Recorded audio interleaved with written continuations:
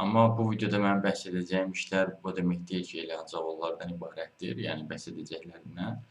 Xeyr, yəni başqaları da ola bilər. Sadəcə mən bəzilərini sizin diqqətinizə çatdırıram. Misal üçün 750 manatlıq variantı var SM Pro-da.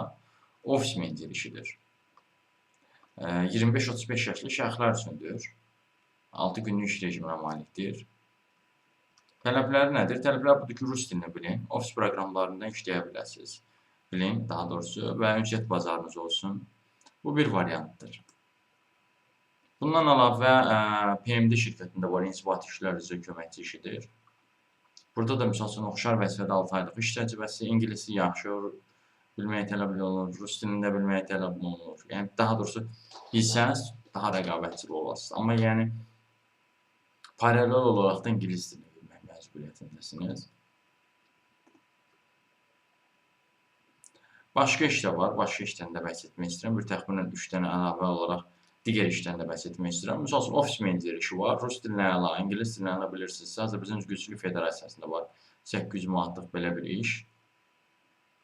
Bundan əlavə, əməliyyat şöbəsi üzrə operator işi var. Burada da rus və ingilis dilini yaxşı səviyyədə bilirsinizsə, 22-35 yaşlı bir bəysinizsə, Nərmanovda DHL Azərbaycanda 850 manatlıq belə bir iş var.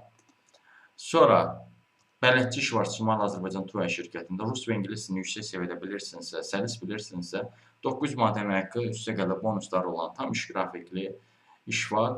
İş rəsmi işdir, tanınmış şirkətdir. Şimal Azərbaycan TUA şirkətdir. İşdə öyrədilir, təcrübə də keçirilir.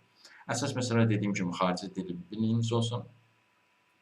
Güləriz olun, xoşrəftar olun, insanlarla işləməyə bacarınız olsun.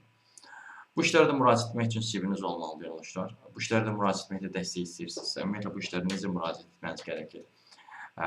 Onunla bağlı dəstək üçün və yaxud da digər işlərlə də tanış olmaq istəyirsə, ümumiyyətlə iş tapa bilmirsinizsə, iş tapmacı seçimini çəkirsinizsə, onunla bağlı əlaqə vasitəsinə mesaj yaza bilərsiniz. Əlaqə vasitəsi siz bu videonu əgər YouTube-da görürsünüzsə, YouTube videosunun adında qeyd olunub. Yox, əgər siz bu videonu TikTok-da görürsünüzsə, o halda